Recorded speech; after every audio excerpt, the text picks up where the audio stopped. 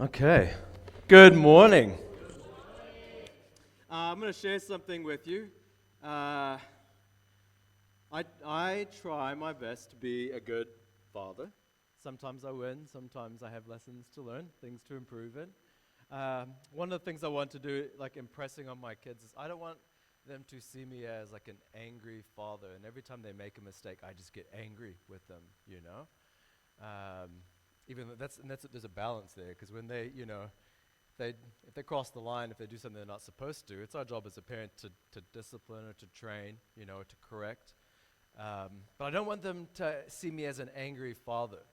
And actually, that becomes harder because as kids enter into teenage years, they pretty much the brain can only interpret two emotions, and that's like anger and happiness, and like default's anger. That's why when you're a teenager, you think your parents are always angry at you. But I don't want to be angry, father. And so I talk to my kids sometimes, and I try to like facial expressions that I'm not angry. I'm like, boys, like, it's not good what you did. That was a wrong decision, and I just want you. I'm not angry. I'm just, what do we say? Disappointed. That's my son's here. Oh no, I can't say too much. I didn't realize how often I was saying I'm not angry, I'm just disappointed until like not too long ago I started saying I'm not angry, and they finished it for me. They're like, Dad, that's even worse, and maybe it is. I don't want them to think I'm a disappointed father, because I'm not, Caleb. Very proud of both you boys. But I wanted to talk about disappointment. Actually, I talked to Olivia about this and said, I don't know, I want to talk about disappointment. And she's like, oh, you'd be good at that.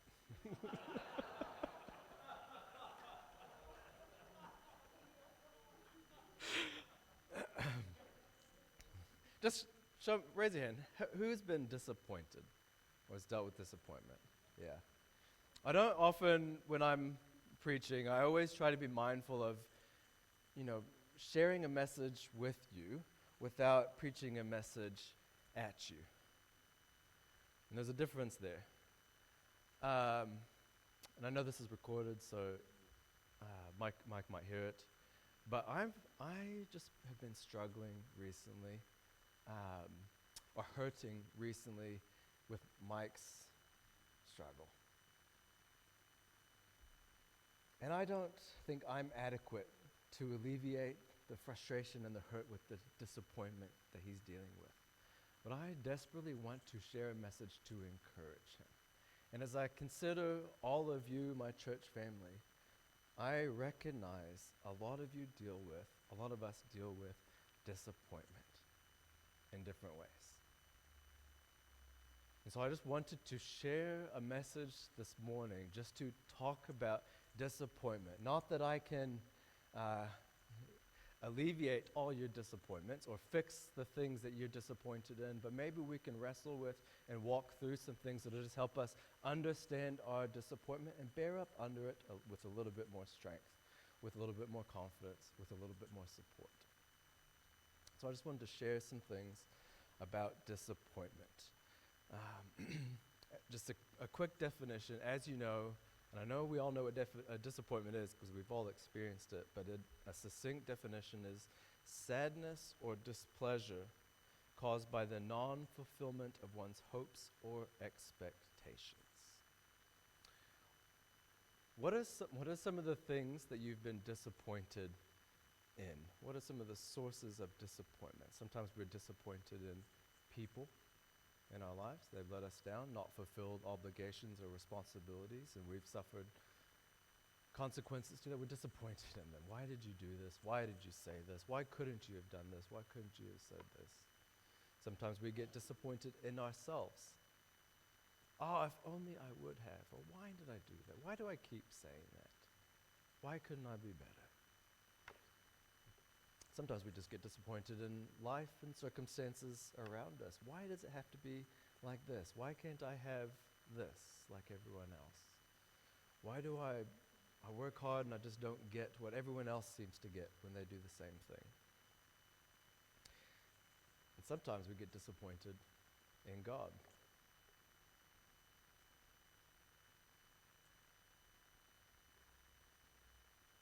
Disappointment is dangerous. I think I've shared this illustration with you guys a while ago. I'm gonna share it again because it was gross.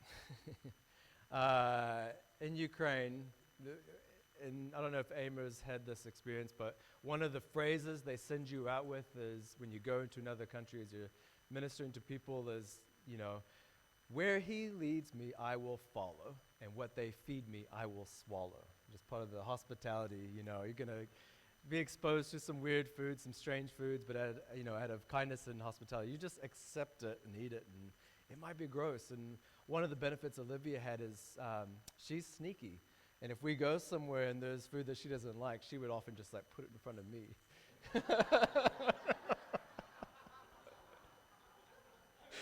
So we went to someone's house, and they labored over this dish called shuba. Don't know if you've had it or not, and there's slight variations of it, but this one had kind of I think it had fermented onions and fish and covered in cheese and mayonnaise, and it wasn't amazing, but you know what? She was excited to serve it for us, and so I ate my bowl dutifully, and then as soon as that was empty and I looked away and I turned around, there's another full bowl right in front of me. And so I was like, okay, I can do this. It wasn't the tastiest, and I would never order this, but no, they were a lovely family, wanted to, we're going to eat this, and so I ate it. And that day I went home, and oh man, my stomach, I was not feeling good. And it was the weirdest experience. Like I said, this is gross. My body, I don't think, was able to digest that food. Instead, it just sat in my stomach rotting for the next week.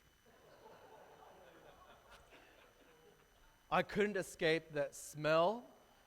I couldn't escape that feeling. And it just sat there I really think it was spoiling inside of me.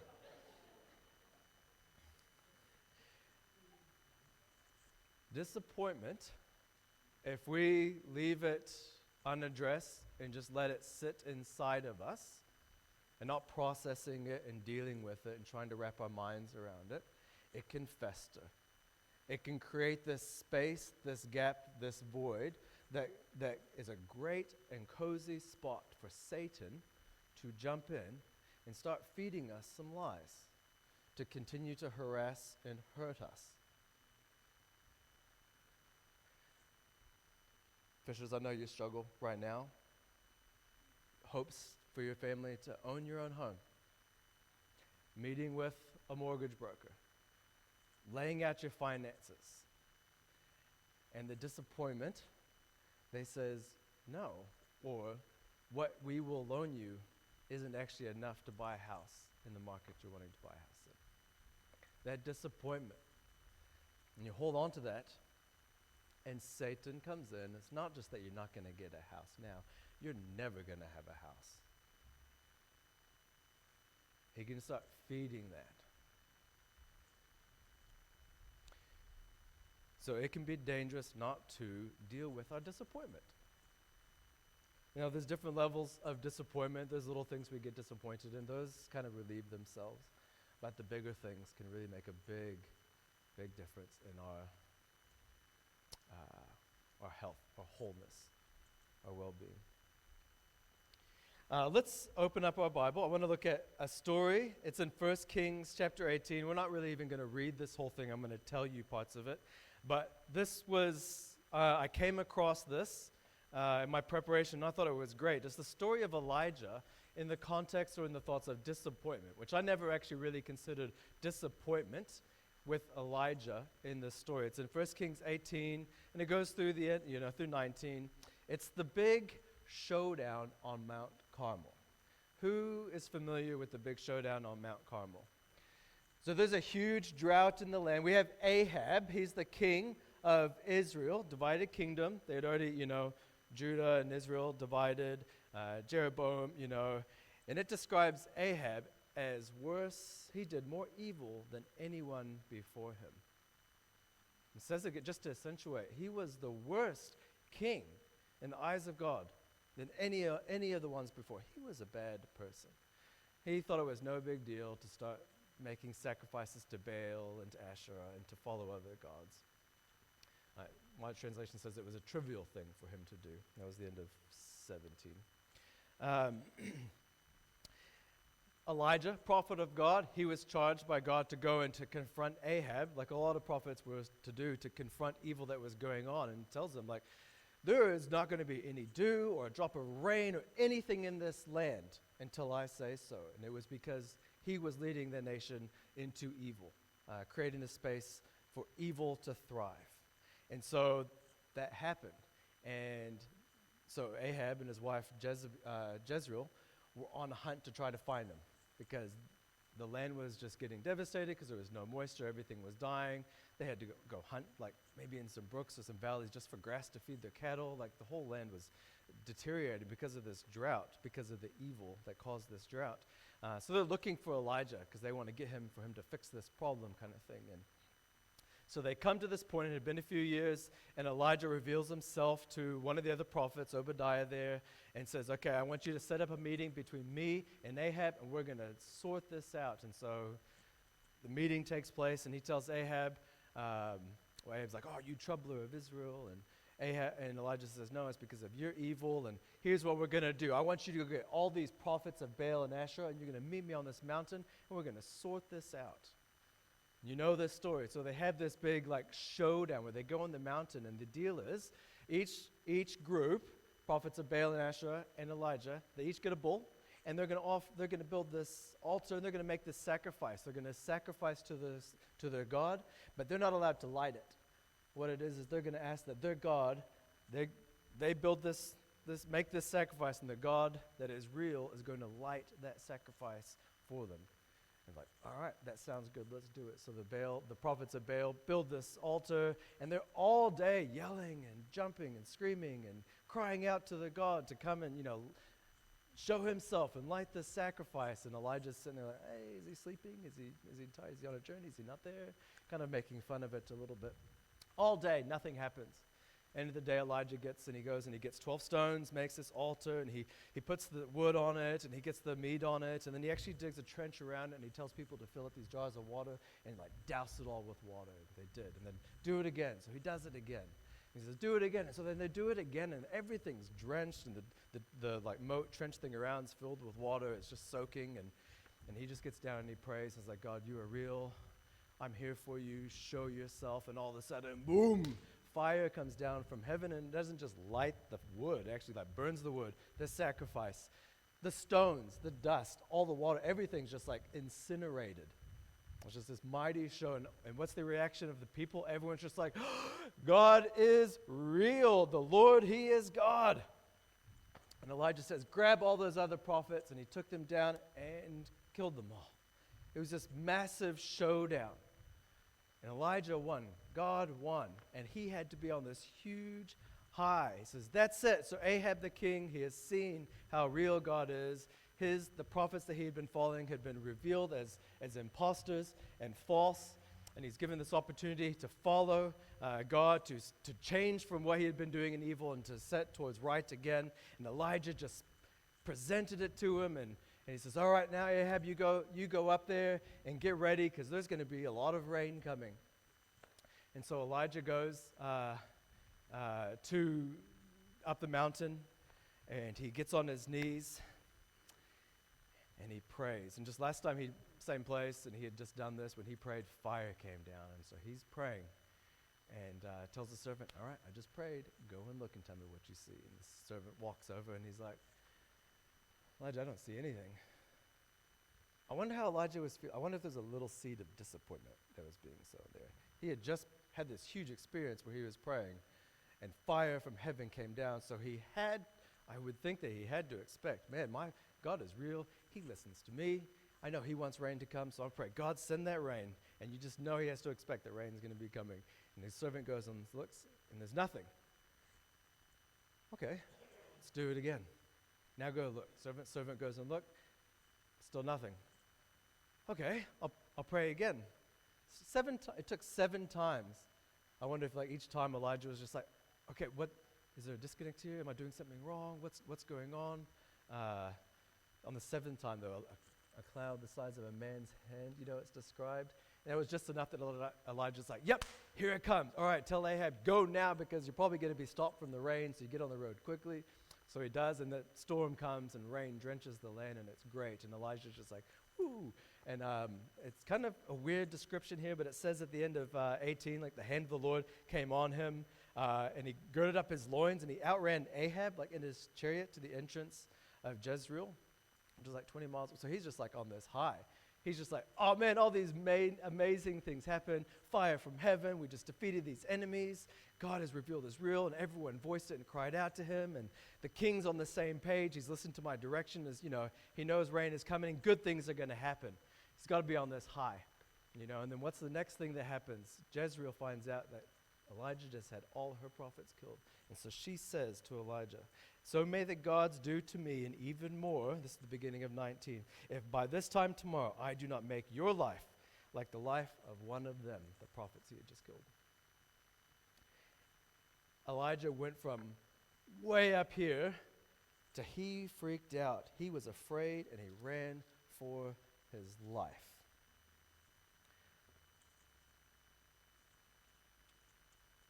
Sometimes we think like how, and we'll walk through it a little bit, but I know you're familiar with, he's going to go through a valley. He just went from a mountaintop to a valley. He's going to go through a really low time. And sometimes we wonder like, what's up with Elijah? What's wrong with Elijah? He should be on fire for way longer than a couple hours. After that experience where he saw the fire from heaven just defeating the enemies, the rain coming that hadn't come for years, why would a little thing like a threat from this woman, make him so afraid? Here's a couple things about disappointment. They often come when we're at a high, when things are going well, where we're on a roll and winning at life, and we're feeling good about things, and all of a sudden we're faced with something, and it causes us to crash, causes us to hurt, causes us to stop what we're doing. It comes when something unexpected happens. I would think Elijah expected things to be set right in the kingdom. And at the very least, even if Jezreel didn't like him still, she wouldn't oppose him to the point trying to kill him. Then maybe Ahab would have stepped up to stop her from doing these things. But no, as soon as he heard this first threat, he ran. Disappointment comes often when we're in our highs, when we're in a good place. Not to say that we should have this mindset like if we experience good things, asking ourselves, okay, when's the penny going to drop? When are the bad things going to come? I don't think we have that attitude, but just recognize that your high is great, but just know it's going to be challenged and you're going to be faced with something unexpected, and it can spiral down. It can send you down. Let's look at what else happens here, because he's about to go in this big low. Disappointment becomes harder when, verse 3, it says that Elijah was afraid and arose and ran for his life, and he came to Beersheba, which belongs to Judah, and he left his servant there.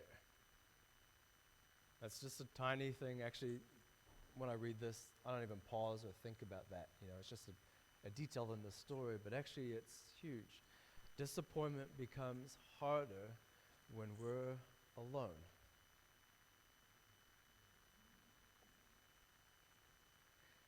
He left his servant there, and he himself, by himself, traveled a day's journey into the wilderness, and he came and sat down under a juniper tree and asked God that he might die. It is enough now, O Lord, take my life, for I am no better than my fathers.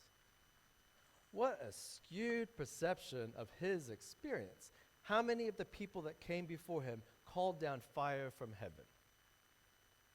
None of them. How many of them had, prophesied there'll be a drought for years, and then at his request to God, the drought ended? None of them. He was greater, in power than his fathers, the one that came before him. But in his disappointment, in his despair, he had a skewed view of his situation. And I wonder if that would have changed if he still had his servant with him. No, Elijah, you're a great man of God. You've done nothing wrong. God took care of you for years in that valley with feeding you with ravens. He took care of you with that widow. You were doing great. Disappointment becomes harder when we're alone. It says in 1 Peter chapter 5, be alert and of sober mind. Your enemy, the devil, prowls around like a roaring lion looking for someone to devour. That's how he operates. You know, you've seen lions when they're like sitting on the edge of a herd and they're looking at all these animals and they're hungry. They don't pick the strongest one. They don't pick the ones that are like grouped up together. They look for the ones that are alone and hurting and looking weak, and that's the one we're going to chase down. That's the one we're going to eat.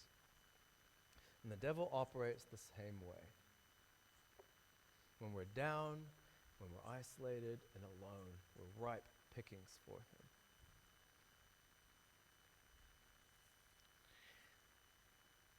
Sharing our disappointment with another person doesn't necessarily fix or resolve the things that we're disappointed about.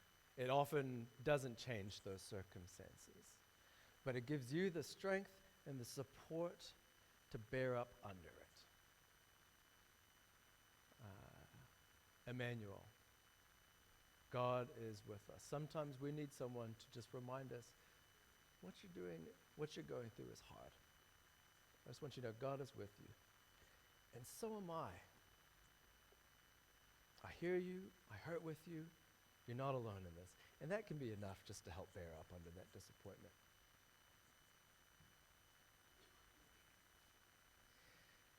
We keep going. Elijah's experience, so he's under this juniper bush and he wants to die. It's enough. And as he's laying there, an angel comes to him and says, hey, get up and eat. And he's got on this coals, like some bread and some water. So he gets up and he eats. And he goes and lays back down again. And the angel's like, no, come and eat again, because you're empty, you need to be filled for what's going to be coming. He was drained. He had this huge experience and these good things were happening. He was on like cloud 9. Things were going so well.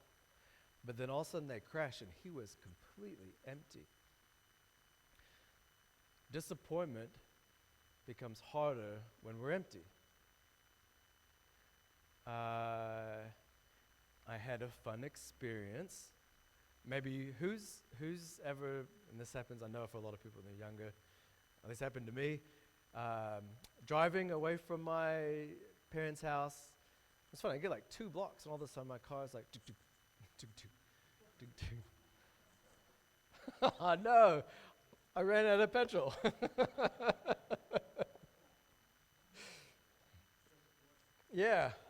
Yeah, they were disappointed. I'm just like, oh, come on. Who used this car? Because we share cars and stuff.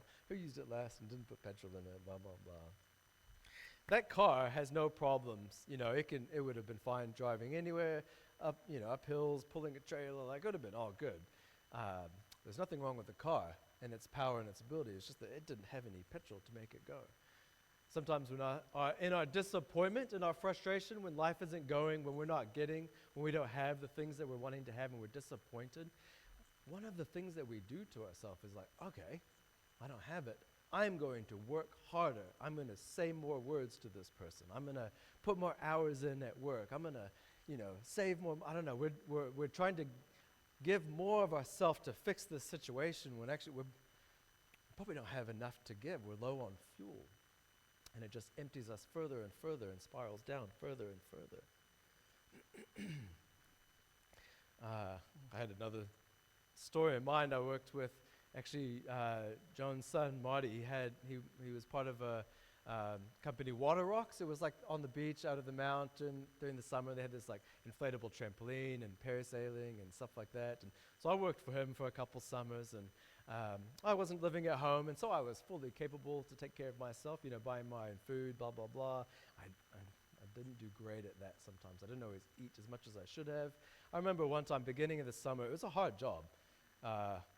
in the morning, early in the morning, you're getting everything out, ready to go, a lot of stuff you're carrying. Then you're in the sun all day, and then at the end of and you have to be happy all the time because there's kids and stuff like that. And then at the end of the day, you got to carry everything back. I just remember one day at the beginning of the season, before I got my first paycheck that year, so I didn't have a full fridge and I wasn't eating much. But I just remember carrying, and maybe we overdo it, but we had like 2 kayaks in each hand, and the paddles across the top, and I'm in the back and he's in the front. I'm carrying.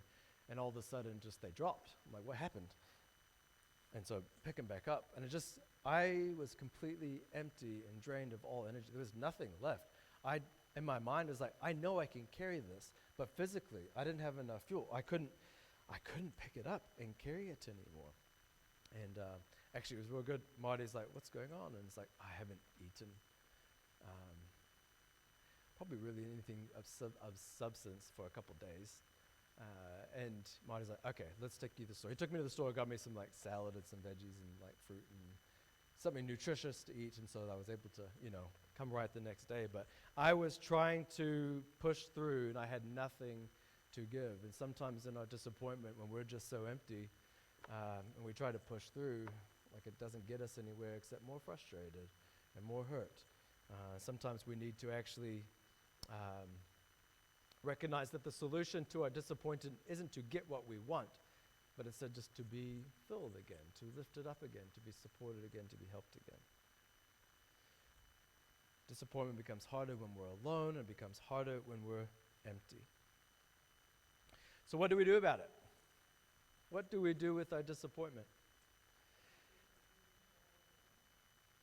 What's that? Yeah?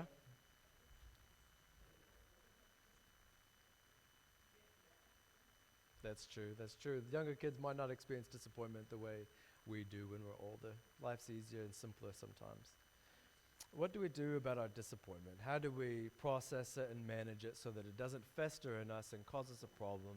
So we don't isolate ourselves, so we don't empty ourselves to the point where it's just more damaging and hurtful and we don't get anywhere.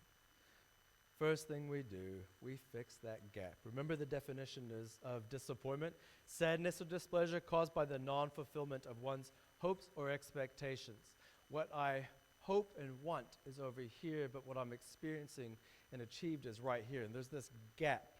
So we have to fix this gap. And how do we fix this gap?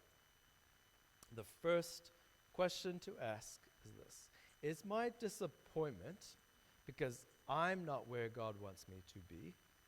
Or is it because God isn't where I want him to be? Does that make sense? Is my disappointment because I'm not where God wants me to be, or is it because God isn't where I want him to be? We have expectations of God. He's a great and good and generous God, and he wants us to be satisfied. He wants us to have good things and enjoy good things. And so we expect to get all the good things that we want. But actually, in our disappointment, is it because I'm not where God wants me to be? Or is it because God's not where I want him to be? Do I not have a fair view of what God is doing in my life? God is doing something. He is working something. And as far as it's his responsibility, as far as it's his part, he's not failing in our life.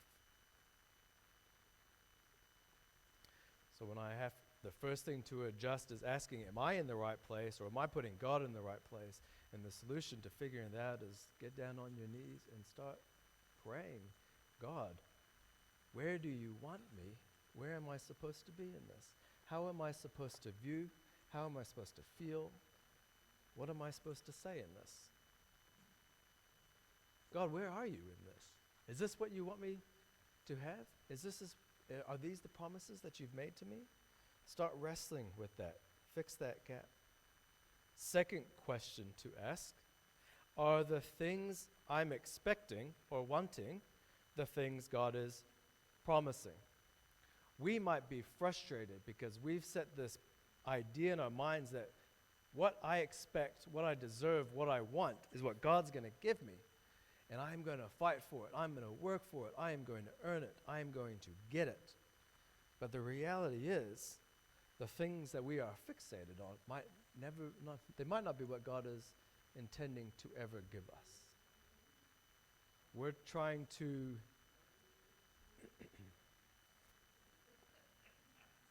love it. That's right. Are you listening? Thank you, Pat. Thank you, Pat.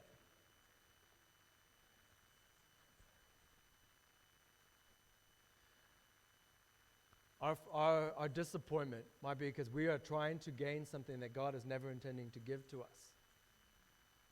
Maybe they're not bad things, but it's not what is good for us. And the danger is we might fight for so long, and that disappointment within us will rot and cause problems in our life, in our relationships, in our view, in our interactions with God.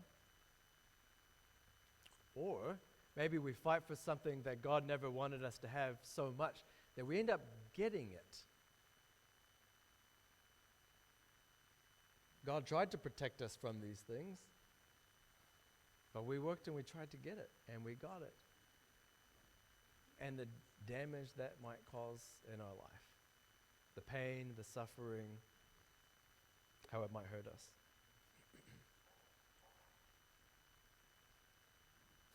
Just think of, yeah. It's a story my parents told me. You guys don't know anything about disappointment in children, eh? Never had to deal with that. No, same page. But I had this, we were on a flight, and you can correct the details or whatever, and I think there was a couple foods I did this with, but orange juice, and I wanted to put some black pepper in it. Sounded delicious. Can you please pass the pepper? No. No, I want it. It's not going to be good, David. No, I really want it. Wouldn't let it go. Okay, I will give you what you want. So put a bit of pepper in it. Yeah, I like it. I just don't want it right now.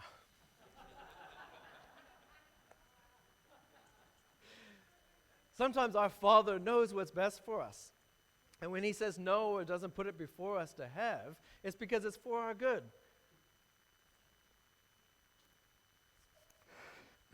So are the things I'm expecting or wanting the things that God is promising, that He wants to give to us?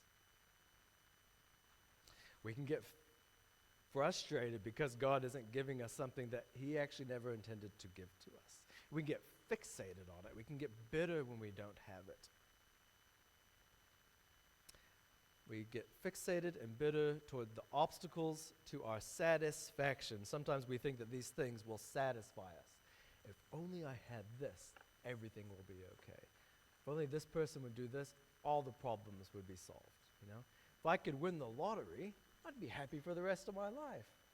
Those are lies.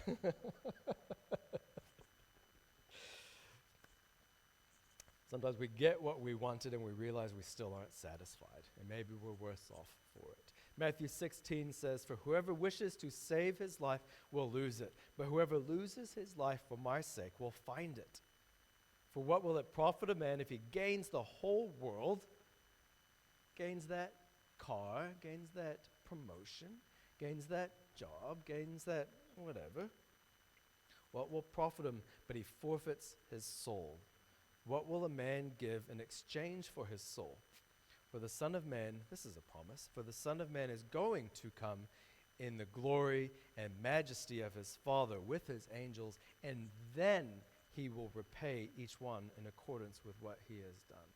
Sometimes we expect that God's supposed to give us our full inheritance now.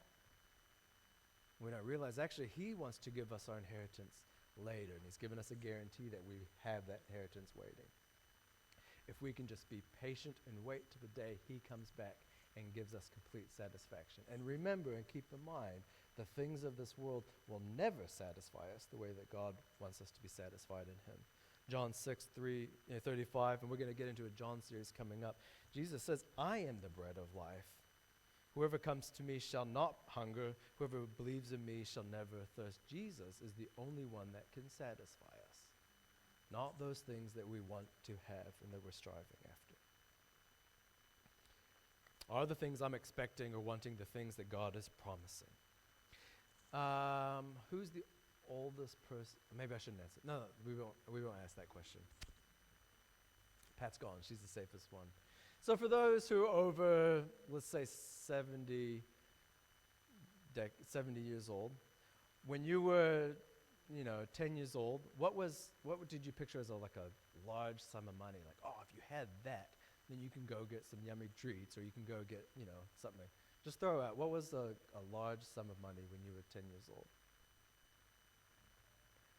10 pounds.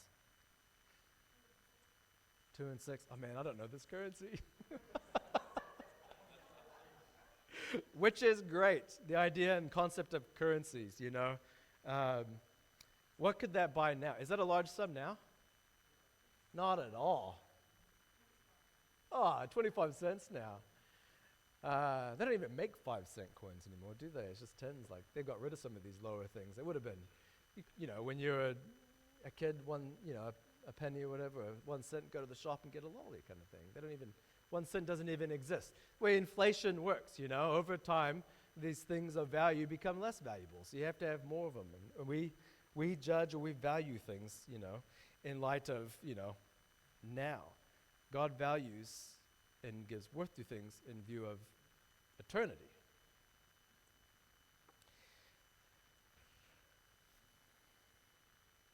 Whatever you gain in this world, at the end will count for nothing, because nothing will last.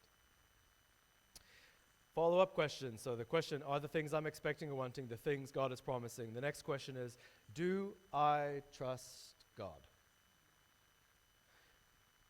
Do I actually believe that He has my best interests at heart?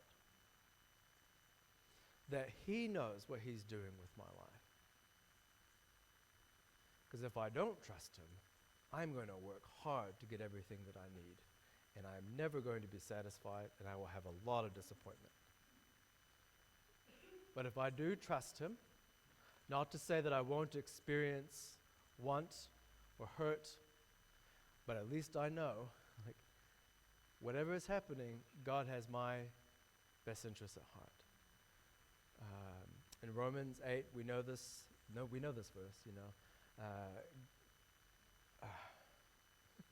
what does it say? God causes all things. Say it louder, because I'm drawing a blank on it. I know the gist, but I can't quote it. To work for good for those who love the Lord according to His will. Yeah. I think part of our problem, when we think of the word good, what are the pictures that come to mind? Tasty food, comfortable bed, air conditioning, car that's not breaking down, going on a holiday. We think of some comfortable things. But when God says good, He doesn't mean comfortable and pleasurable. God doesn't work all things out for your comfort and pleasure. Now, He will work all things for His good, according to His will. And as we are with Him, it will be for our good as well.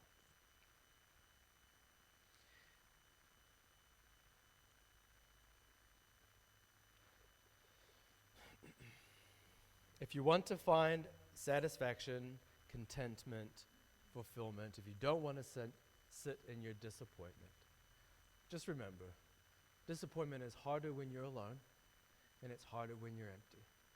So if you don't want to suffer in that disappointment, spend more time in here,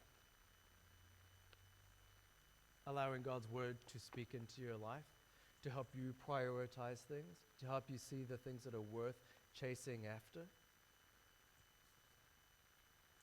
If you don't want to suffer in disappointment, spend more time with people in here. People in your life that you can share your burdens and your struggles with. They can help put things in perspective if you need it, or at least let you know that you're not alone in what you're dealing with.